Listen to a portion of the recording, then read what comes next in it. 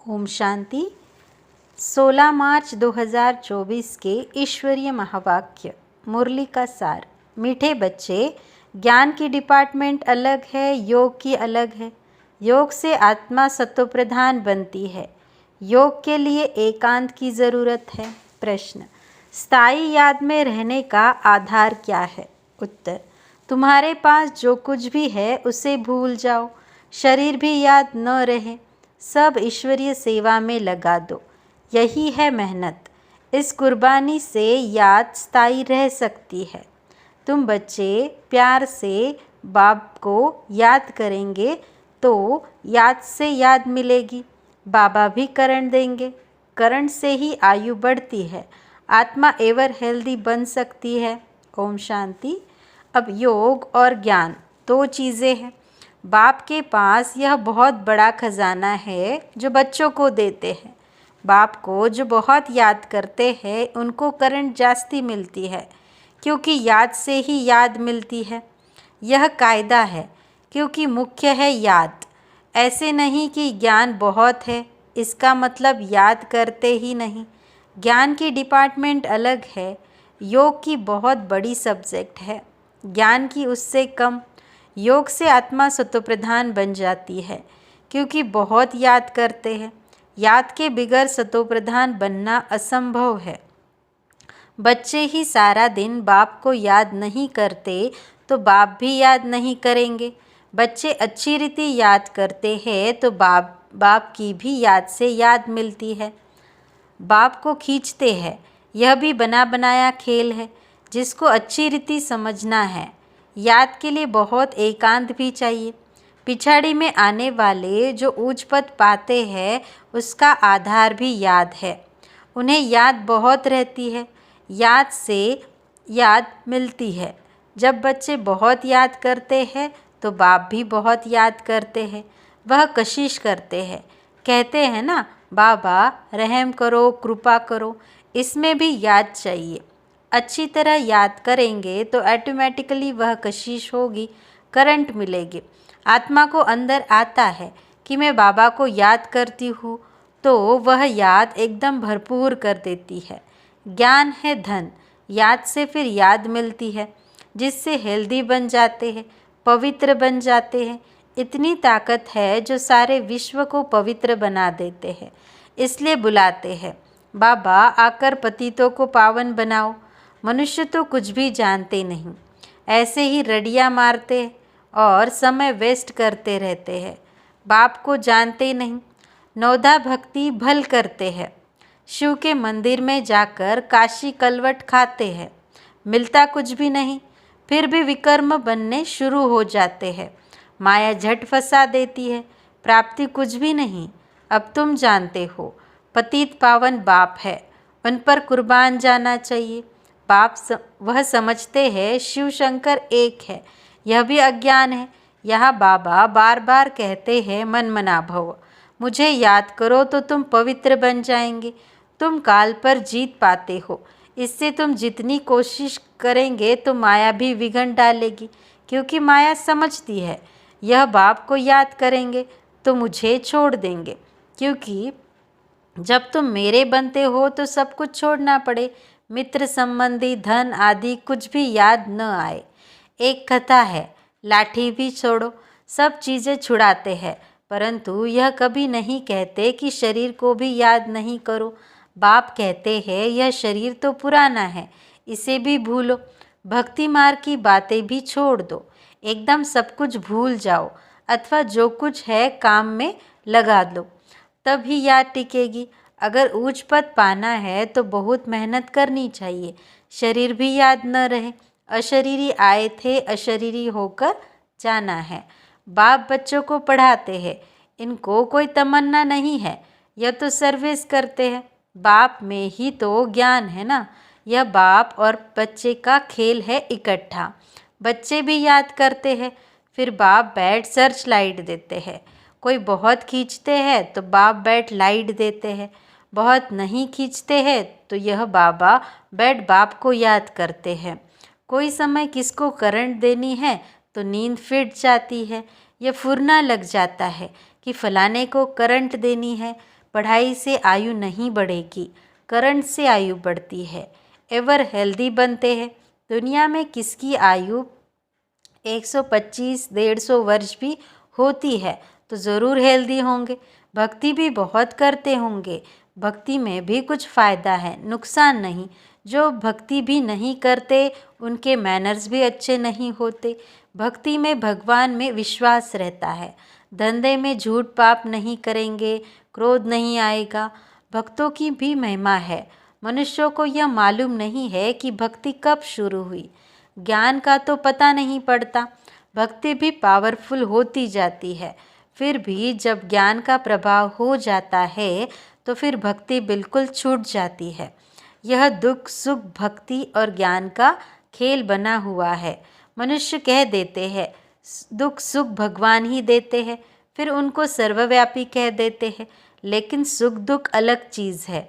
Drama को न जानने कारण कुछ भी समझते नहीं हैं।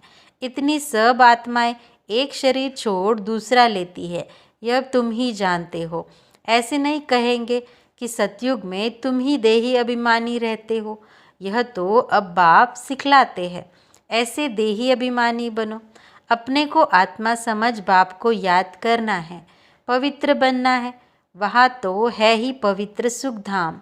सुख में कोई याद नहीं करते, भगवान को याद करते हैं दुख में। देखो ड्रामा कितना वंडरफुल है, जिसको तुम ही नंबरवार जानते हो। यह जो पॉइंट्स लिखते हैं वह भी भाषण के लिए रिवाइज करने के लिए। डॉक्टर वकील भी पॉइंट्स नोट करते हैं। अब तुमको बाप की मत मिलती है तो फिर रिवाइज भी करना चाहिए भाषण करने के समय। इसमें तो है बाबा की प्रवेशता। अब बाप तुमको समझाते हैं तो यह भी सुनेंगे। वह पॉइंट नहीं सुनाते तो मुझे क्या पता जो तुमको सुनाओ। बाप कहते हैं यह बहुत जन्मों के अंत का जन्म है। ब्रह्मा और विष्णु का चित्र भी है। तुम राजाई में चलते हो सिर्फ नंबरवार। जितना याद करते धारणा करते हैं उतना पद पाते हैं। बाप कहते हैं गुह्य तो गुह्य बातें सुनाता हूँ, तुम नई नई पॉइंट्स नोट करो, पुराने काम में नहीं आएगी। भाषण के बाद फिर याद आएगा कि यह पॉइंट्स अगर समझाते तो बुद्धि में ठीक बैठ जाती। तुम सब ज्ञान के स्पीकर हो, परंतु नंबरवार सबसे अच्छे महारथी है। बाबा की बात अलग है। यह बाप दादा दोनों इकट्ठे हैं। मम्मा सबसे अच्छा समझाती थी। बच्चे संपूर्ण मम्मा का साक्षात्कार भी करते थे। कहाँ ज़रूरी होता था तो बाबा भी प्रवेश करके अपना काम कर लेता था। यह सब समझने की बातें हैं। पढ़ाई फुर्सत के समय होती है, सारा दिन तो धंधा आदि करते हैं। विचार सागर मंथन करने के लिए फुर्सत चाहिए, शांति चाहिए। समझो कोई को करंट देनी है, कोई अच्छी सर्विस करने वाला बच्चा है तो उनको मदद करनी है। उनकी आत्मा को याद करना पड़ता है। शरीर को याद कर फिर आत्मा को याद करना है। यह युक्ति रचनी है। सर्विसेबल बच्चों को तकलीफ़ है तो उनको मदद करनी है। बाप को याद करना है, फिर खुद को भी आत्मा समझ कुछ न कुछ उनकी आत्मा को भी याद करना है। यह जैसे सर्च लाइट देना होता है। ऐसे नहीं सिर्फ एक जगह बैठकर याद करना है। चलते फिरते भोजन खाते बाप को याद करो। दूसरे को करंट देना है तो फिर रात्रि को भी जागो। बच्चों को समझाया है, सवेरे उठकर जितना बाप को याद करेंगे उतना कशिश होगी। बाबा भी लाइट देंगे। बाबा का यही धंधा है, बच्चों को सर्च लाइट देने का। जब बहुत सर्च लाइट देनी होती है तो भी बाप को बहुत याद करते हैं, तो बाप भी सर्च लाइट देते हैं। आत्मा को याद कर सर्च लाइट देनी होती है, यह बाबा भी सर्च लाइट देते हैं। फिर किसको कृपा कहो, आशीर्वाद कहो, कुछ भी कहो। इस सर्विसेबल बीमार होगा तो तरस पड़ेगा।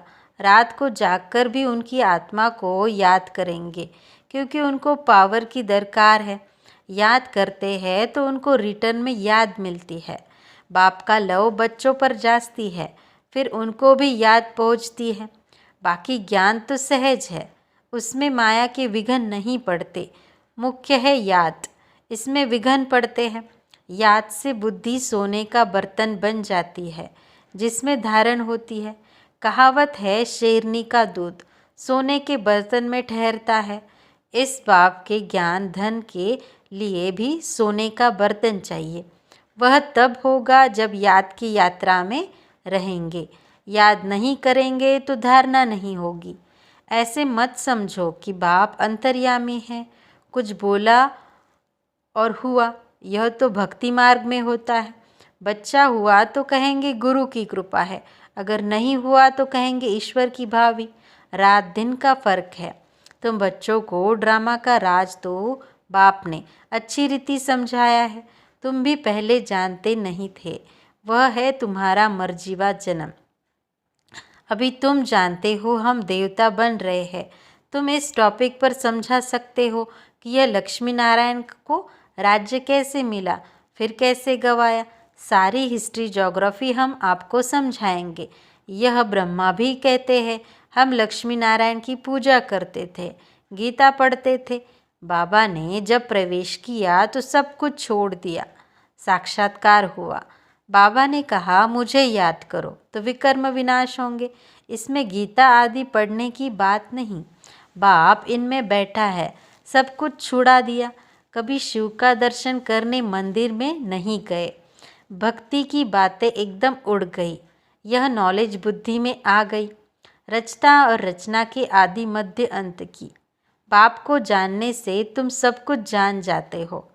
तुम वंडरफुल टॉपिक्स लिखो जो मनुष्य वंडर खाए, भागे सुनने के लिए। मंदिर में जाकर कोई से भी पूछो, जब यह लक्ष्मी नारायण विश्व के मालिक थे तो और कोई धर्म नहीं था, भारत ही था। फिर तुम सतयुग को लाखों वर्ष कैसे कह देते हो, जबकि कहते हैं क्राइस्ट से 3000 वर्ष पहले पैराडाइज था। फिर लाखों वर्ष कैसे हुए? लाखों वर्ष में तो ढेर के ढेर मच्छरों सदृश हो जाए। थोड़ी भी बात सुनाओ तो वंडर खाएंगे। परंतु इस कुल के होंगे, उन्हों की बुद्धि में यह ज्ञान बैठेगा। नहीं तो कहेंगे ब्रह्मा कुमारियों का वंडरफुल ज्ञान है, इसमें समझने की बुद्धि चाहिए। मुख्य बात है याद की याद। स्त्री पुरुष एक दो को याद करते रहते हैं, यह आत्मा याद करती है परमात्मा को। इस समय सब रोगी है, अब निरोगी बनना है। यह टॉपिक भी रखो। बोलो आज जो घड़ी घड़ी बीमार पड़ते हो तो हम आपको ऐसी संजीवनी बूटी देंगे जो तुम कभी बीमार नहीं पड़ेंगे। अगर हमारी दवाई अच्छी तरह काम में लाएगे तो। कितनी सस्ती दवाई है। 21 पीढ़ी सतयुग त्रेता तक बीमार नहीं होंगे, वह है ही स्वर्ग। ऐसी ऐसी पॉइंट नोट करो, लिखो। तुम सब सर्जनों से भी बड़ा अविनाशी सर्जन तुम्हें ऐसी दवाई देंगे जो तुम भविष्य 21 जन्म के लिए कभी बीमार नहीं पड़ेंगे। अभी है संगम। ऐसी बातें सुनकर मनुष्य खुश होंगे। भगवान भी कहते हैं मैं अविनाशी सर्जन हूँ। याद भी करते हैं, हे पतित पावन अविनाशी सर्जन आओ, अब मैं आया हूँ। तुम सबको समझाते रहो, अंत में आखिरीन सब समझेंगे ज़रूर। बाबा युक्तियाँ बताते रहते हैं। अच्छा, मीठे मीठे सिकिलदे बच्चों प्रति माता पिता बाप दादा का याद प्यार और गुड मॉर्निंग। रूहानी बाप की रूहानी बच्चों को नमस्ते। हम रूहानी बच्चों की रूहानी बाप दादा को याद प्यार, गुड मॉर्निंग और नमस्ते। धारणा के लिए मुख्य सार। पहला, बाप से सर्च लाइट लेने के लिए सवेरे सवेरे उठ बाप की याद में बैठना है। रात्रि को जागकर 1-2 को करंट दे मददगार बनना है। दूसरा, अपना सब कुछ ईश्वरीय सेवा में सफल कर इस पुराने शरीर को भी भूल बाप की याद में रहना है। पूरा कुर्बान जाना है। देही अभिमानी रहने की मेहनत करनी है। अच्छा, आज का मधुर वरदान, स्वदर्शन चक्र द्वारा माया के सब चक्रों को समाप्त करने वाले मायाजीत भव। स्पष्टीकरण। अपने आप को जानना अर्थात स्वदर्शन होना, स्व का दर्शन होना, और चक्र का ज्ञान जानना अर्थात स्वदर्शन चक्रधारी बनना। जब स्वदर्शन चक्रधारी बनते हो तो अनेक माया के चक्र स्वतः समाप्त हो जाते हैं। देह का भान चक्र, संबंध का चक्र, समस्याओं का, माया के अनेक चक्र है। 63 जन्म इन्हीं अनेक चक्रों में फंसते रहे हैं। अब स्वदर्शन चक्रधारी बनने से माया जीत बन गए। स्वदर्शन चक्रधारी बनना अर्थात ज्ञान योग के पंखों से उड़ती कला में जाना। आज का स्लोगन, विदेही स्थिति में रहो तो परिस्थितियाँ सहज पार हो जाएगी। अच्छा, ओम शांति।